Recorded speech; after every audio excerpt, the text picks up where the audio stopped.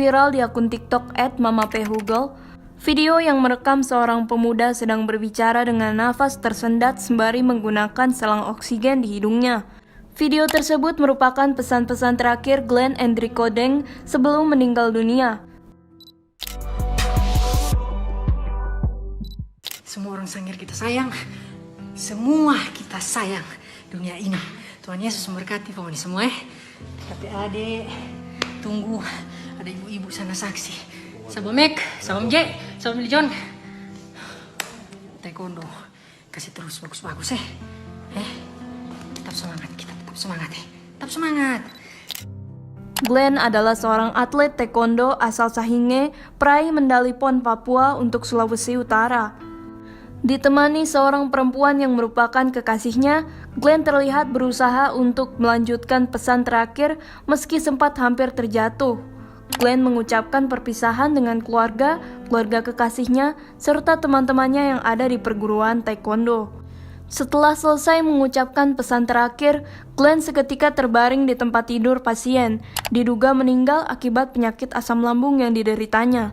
Sobat Televisi, penyakit asam lambung atau GERD adalah penyakit kronis yang terjadi saat asam lambung atau empedu mengalir ke saluran makanan dan mengiritasi dinding di dalamnya.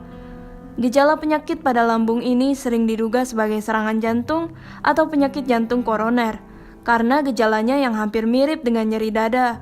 Tetapi benarkah penyakit asam lambung dapat menyebabkan kematian? Simak pembahasan Profesor Dr. Ari Faryalsyam berikut ini.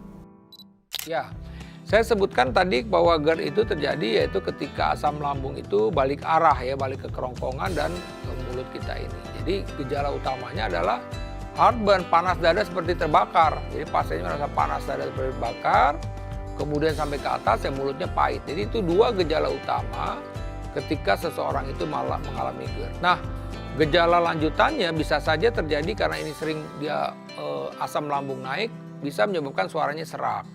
Kemudian di satu sisi juga kalau dia kena ke gigi bisa ngilu-ngilu giginya. Nah, ketika ini ke hidung dia rasa jadi rinitis radang pada hidung. Bisa juga dia ke telinga seperti pasien itu merasa budak gitu misalnya, tidak dengar gitu, atau tinnitus, bunyi-bunyi misalnya, itu juga berhubungan asam lambung. Dan bisa turun ke paru-paru itu pasien itu akan merasa sesak napas atau mengalami batuk kronis. Jadi ini hal-hal yang bisa timbul gejala-gejala yang bisa timbul ketika orang itu mengalami GERD.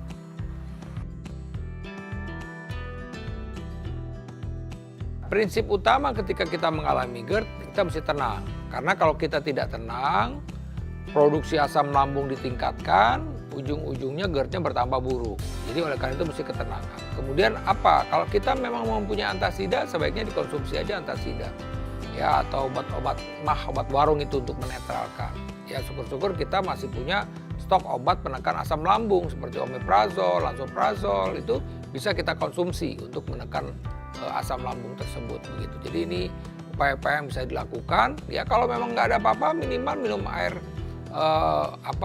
manis gitu, air gula, itu minum yang untuk menetralkan. Jadi upaya-upaya penting. Yang penting sekali lagi adalah tenang. Kita jangan panik karena memang terus terang tidak nyaman ketika Anda mengalami GERD tersebut, rasa tercekik, susah bernapas ini hal-hal yang memang akhirnya memperburuk kondisi psikis kita. Jadi yang penting adalah kita tenang saja dengan tenang ini akan menekan juga produksi asam lambung kita. Penyakit asam lambung bukan tergolong penyakit yang mematikan, tetapi jika berkomplikasi dan tidak segera ditangani bisa berbahaya.